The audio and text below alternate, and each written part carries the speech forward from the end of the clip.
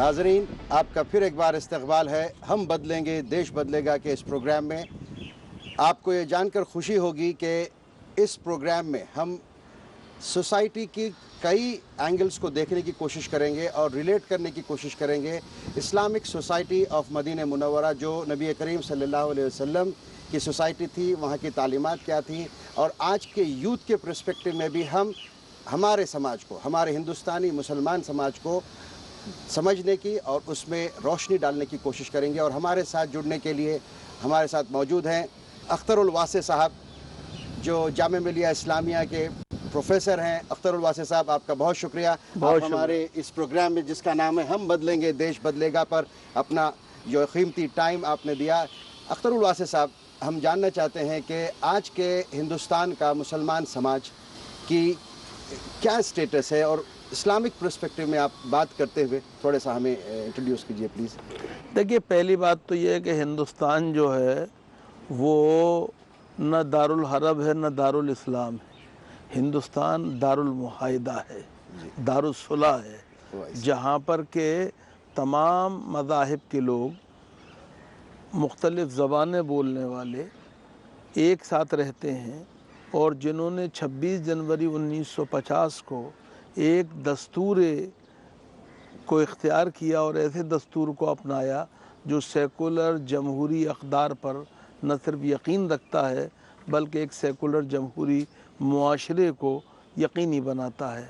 और इस तरह से एक बहुत दिलचस्प सूरत हाल इंसानी तारीख़ में हम मुसलमानों के हवाले से देखते हैं कि मुसलमान न हिंदुस्तान में अब हाकिम हैं न महकूम हैं, बल्कि इक़्तिदार में बराबर के शरीक हैं। न यानी न वो रूलर हैं न रूल्ड हैं, बल्कि को रूलर हैं। और जिस तरह से किसी भी हिंदुस्तान के मजहबी गिरोह के शख्स को एक वोट देने का इख्तियार हासिल है, उसी तरह हर मुसलमान को एक वोट देने का इख्तियार हासिल है। उतनी ही ताकत है, उतनी ही ताकत है। हुकूमत की तश्कील में, हुकूमत की तब्दीली में उसका भी उसी तरह रोल है जिस तरह के किसी भी क्या में गैर मुस्लिम अक्सरियती तबके से ताल्लुक़ रखने वाले का हो सकता है, हिंदुस्तानी होने के नाते, सिटीजन होने के नाते। तो ये हिंदुस्तानी मुसलमान जो हैं वो एक खुसूसी हैसियत रखते हैं इस एतबार से। आपने बड़ी बेहतरीन बात की, लेकिन जो कमियां आज हिंदुस्तान के मुसलमान समाज में हैं, और वो माशरा जो नबी करीम सल्लल्लाहु अलैहि वसल्लम के ज़माने में नबी के रसूलुल्लाह सल्लल्लाहु अलैहि वसल्लम की मौजूदगी में जो माशरा था, उस माशरे को आप अगर यहाँ पे समझाएंगे तो बेहतर होगा, ताकि हम रिलेट कर सकें अपने समाज को उससे मिलाकर। देखिए, ऐसा है कि हमारे लिए रोशनी का जो मंबा है, हमारे लिए जो माखज़ हैं, वो जनाब रिसालत मआब सल्लल्लाहु अलैहि वसल्लम की ज़ात गिरामी जी।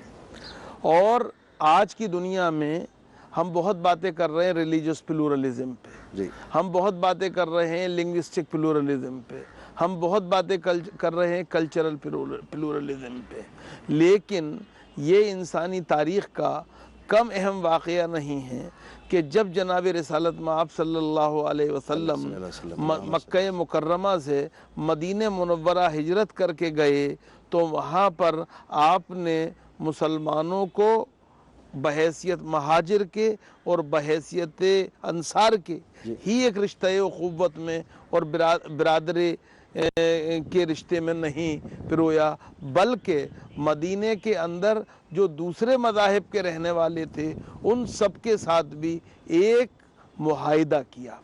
और उस मुआहिदे के अंदर आपने ये तय किया कि तमाम वो लोग जो मदीने में रहते हैं, उनके जो भी अकायद हों, वो सब मुसलमानों के साथ मिलकर एक उम्मत वाहिदा की तश्कील करते हैं, यानी वन नेशन जो है उसको के कॉन्स्टिट्यूशन और फॉर्मेशन में शामिल हैं। एक बहुत बड़ी दिलचस्प बात ये।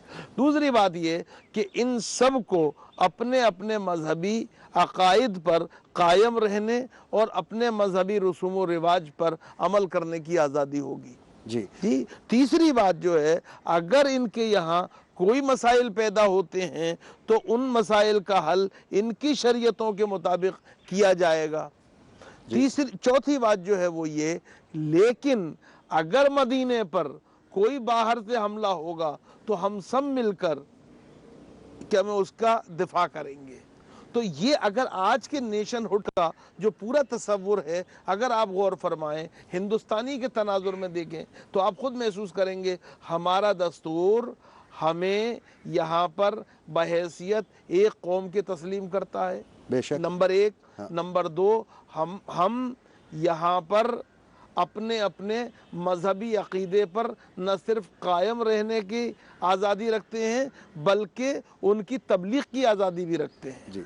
تیسری چیز جو ہے وہ یہ کہ اگر ہمارے یہاں کوئی عائلی یا خانگی یا ذاتی زندگی میں مسائل پیدا ہوتے ہیں جو ہماری ذاتی زندگی اور عائلی زندگی سے متعلق ہیں، خاندان سے متعلق ہیں، تو ان کا حل ہمیں اسلامی شریعت کے مطابق کرنے کی آزادی ہے، مسلم پرسنل لا کے تحت۔ لیکن ہندوستان کا دستور بھی منطقی طور پر، فطری طور پر ہم سے یہی تقاضا کرتا ہے کہ جب اس ملک کی سالمیت پر، وحدت پر، یکجہتی پر اور خود مختاری پر کوئی حملہ ہوگا تو ہم سب کے ساتھ مل کر اس ملک کا دفاع کریں گے، اور تاریخ اس بات کی شاہد ہے کہ ہم نے اس رول کو ہمیشہ نبھایا ہے۔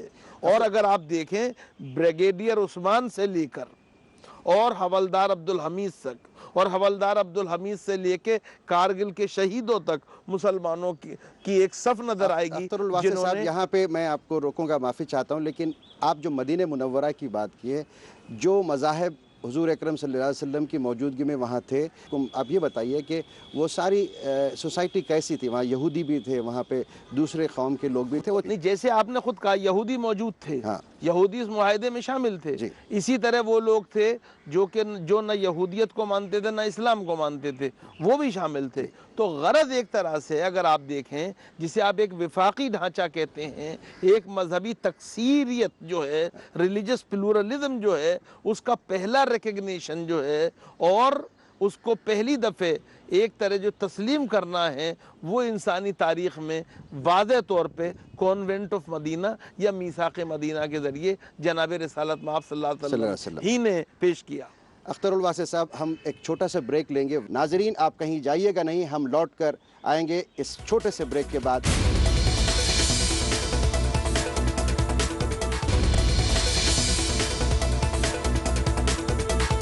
ناظرین، آپ کا پھر ایک بار استقبال ہے ہم بدلیں گے دیش بدلے گا کے اس پروگرام میں۔ ہم بات کر رہے ہیں اختر الواسع صاحب، پروفیسر جامعہ ملیہ اسلامیہ۔ اختر الواسع صاحب، ہندوستانی یوتھ، میں اسپیسیفکلی مسلم یوتھ کی بات کر رہا ہوں، کیا ہم ایک اتنا بڑا سماج کس طریقے سے اپنے آپ کو پروجیکٹ کر رہا ہے اور کیا تعلیمات اپنے یوتھ کو دے رہا ہے، وہ تعلیمات کہاں کس حد تک صحیح ہیں یا وہ موٹیویشن میں کہیں اس میں کمی ہے؟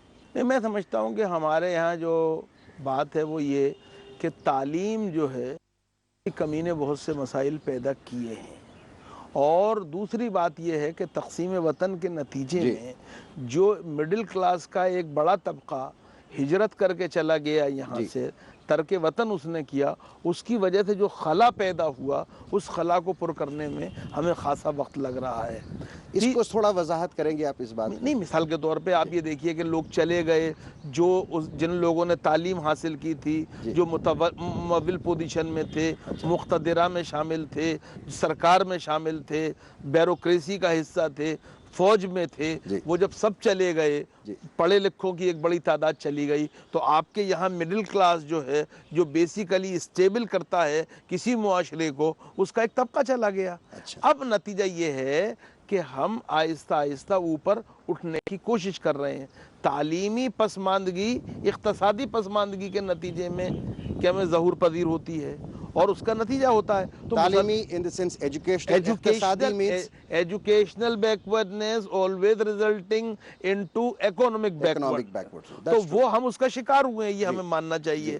اب آہستہ آہستہ ہندوستان کا مسلمان جو نیا نظام آ رہا ہے، خاص طور سے کھلے بازار کی معیشت، اوپن مارکیٹ ایکونومی جو آئی ہے، اس کے اندر اپنی جگہ بنا رہا ہے، چونکہ اوپن مارکیٹ کی ایکونومی کے اندر ان تعصبات کی اب بہت زیادہ امتیازی رویے کی گنجائش نہیں ہے. طاقت کم ہو گئی وہ گنجائش نہیں ہے, چونکہ کھلے بازار کی معیشت جو ہے وہ محض اور محض اور محض صلاحیت پر فیصلہ کرتی ہے. اس کے لیے آپ کا مذہب, آپ کا علاقہ, آپ کی زبان, آپ کی ذات کوئی معنی نہیں رکھتی ہے. مثال کے طور پہ آپ اگر دیکھیں, ایک نئی چیز سامنے آئی, میں اس سے بہت زیادہ متفق نہیں ہوں, لیکن کال سینٹرز ہیں. کال سینٹرز جو ہیں وہ فیس لیس ایک طرح کا انسٹیٹیوشن ہے, جس کے اندر آپ کی آواز اور آپ کا جو بولنے کا انداز ہے وہ مؤثر ہے یا نہیں ہے. فیس لیس اینڈ نیم لیس. نہیں, میں وہی بات عرض کر رہا ہوں, فیس لیس بھی ہے, نیم لیس بھی ہے, لیکن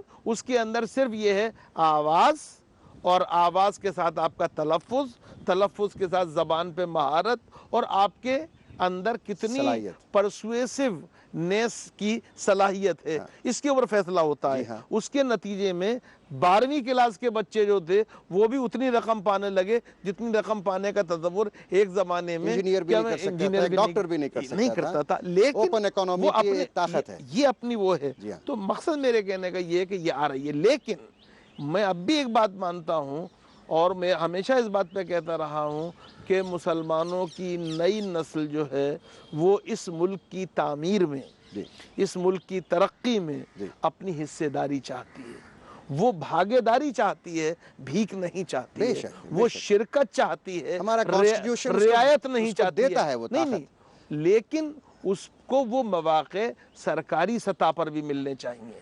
اس کی تعلیمی پسماندگی دور کرنے کے اور اقتصادی پسماندگی دور کرنے کے لیے ہمیں سرکار کو اور سماج کو کوئی نہ کوئی ایک لائحہ عمل خصوصی طور پہ طے کرنا ہوگا. اور اس میں ایک بات اور ہے, مذہبی طور پر ہمیں ایک بات سمجھنی چاہیے کہ مذہبی طبقے کی اور رہنماؤں کی ذمہ داری ہے کہ وہ مسلمان نوجوان کو یہ بتائیں کہ لا تقنطو جو ہے وہ اللہ کا فرمان ہے, یعنی مایوس نہیں ہونا چاہیے, ہمیشہ امید سے رہنا چاہیے.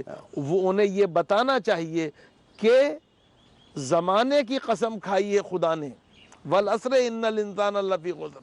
اللہ زمانے کی قسم کھا کے کہتا ہے انسان ہمیشہ گھاٹے میں رہے ہیں, سوائے ان کے جو کہ ایمان لاتے ہیں, جو کہ حق پر قائم رہتے ہیں اور صبر سے کام لیتے ہیں. اور ایک بات اور سمجھنی چاہیے کہ ہمارے مذہبی طبقے کو, ہمارے نوجوانوں کو یہ بتانا چاہیے کہ یقیناً والقدر خیرہ و شرہ من اللہ تعالی, جو کچھ اچھا و برا ہوتا ہے وہ تقدیر سے ہوتا ہے اور وہ اللہ کی طرف سے ہے.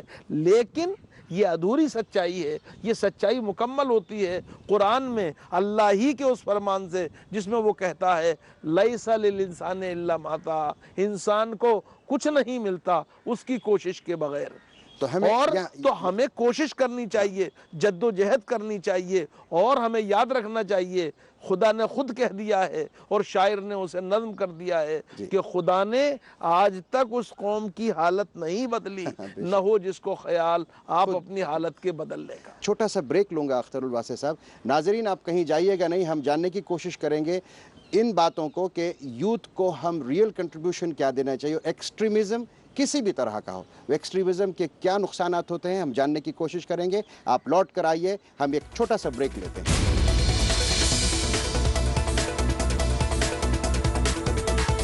ناظرین آپ کا پھر ایک بار استقبال ہے ہم بدلیں گے دیش بدلے گا کے اس پروگرام میں. ہم بات کر رہے ہیں اختر الواسع صاحب سے. اختر الواسع صاحب, ہم جاننے کی کوشش کر رہے تھے کہ ایکسٹریمزم کس طرح کے ہوتے ہیں اور کتنا ڈیمیجنگ ہوتا ہے ایکسٹریمزم.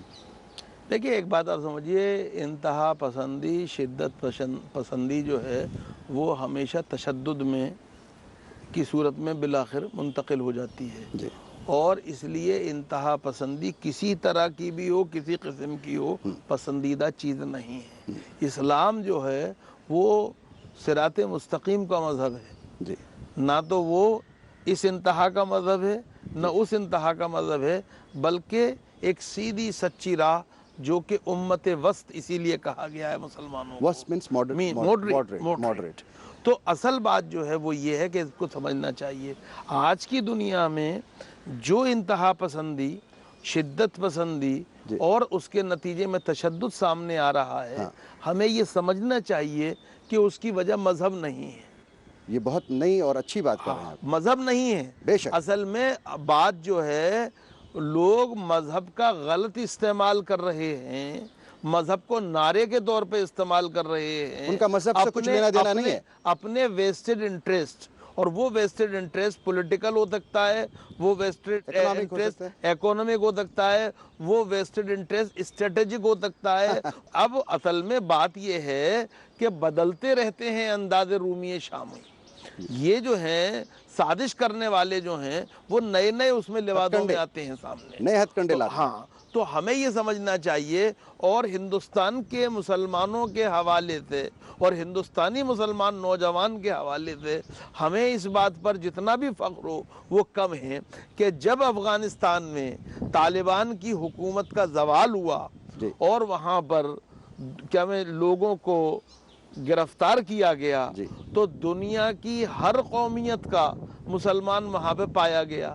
اگر نہیں پایا گیا تو ہندوستانی قومیت کا کوئی مسلمان نوجوان نہیں پایا گیا. یہ ثبوت ہے کہ ہم شدت پسند نہیں ہیں. یہ ثبوت ہے اس بات کا کہ ہندوستان کا مسلمان جو ہے وہ شدت پسندی کو، انتہا پسندی کو، تشدد کو، اور خاص طور سے ایسے تشدد کو جس کا کوئی سر پیر نہیں ہے، اس کے میڈنس ہے جو اس کے ساتھ نہیں ہے. اختر الواسع صاحب، یہ موڑ پہ میں ایک نئی بات آپ سے پوچھوں گا جو بہت اہم ہے ہمارے ہندوستانی مسلمان سماج کے لیے. مسلمان کئی گروپس میں بٹنے کی ہمارے پاس جو ہے پروفز ہیں. وہ جو ڈفرینسز آ رہے ہیں مسلمان ہوتے ہوئے، تو یہاں پر جو بیسک ریلیجن ہے، کامنلٹیز ہیں، اس پہ زور دینے کی ضرورت ہے. اس بات کو تھوڑا سا واضح کر کے آپ اپنے انداز میں ذرا سمجھانے کی کوشش کریں گے، اور یونیفائنگ فیکٹر کیا ہو سکتا ہے؟ دیکھیں، ایک بات تو میں آپ کو بتا دوں کہ میں ان میں سے ہوں کہ جو مسلمانوں میں مسلکی اختلافات کو برا نہیں سمجھتے ہیں. جو انسانی معاشرہ سوچنے کی صلاحیت رکھتا ہے اور جسے تشریح و تعبیر کا حق اس کے مذہب نے دیا ہے، اور جس کو کے پاس جو آخری کتاب ہے وہ اس کو تفکر اور تدبر کے اوپر آمادہ کرتی ہے، سوچنے کی آزادی دیتی ہے، بلکہ سوچنے کے لیے باقاعدہ اس پر زور دیتی ہے، وہاں پر اختلاف ہونا غیر فطری بات نہیں ہے. لیکن ہمیں یہ مان کر چلنا چاہیے اللہ پر، اس کے رسول پر، اس کی کتاب پر، روز آخرت پر، کعبے پر ہم سب متفق ہیں. اس پہ کوئی اختلاف نہیں ہے. بقیہ جو اختلافات ہیں وہ فروعی اختلاف ہیں، اور وہ فروعی اختلاف اسلام کے جمہوری مذہب ہونے، جمہوری اسلام کے جمہوری کردار ہونے کی کے جیتے جاگتے ثبوت ہیں. جو میں آپ سے عرض کر رہا ہوں یہ کیا ہے؟ ڈیموکریسی کیا ہے؟ جمہوریت کیا ہے؟ سائنٹیفک امپیریسزم میں where element of doubt is always working.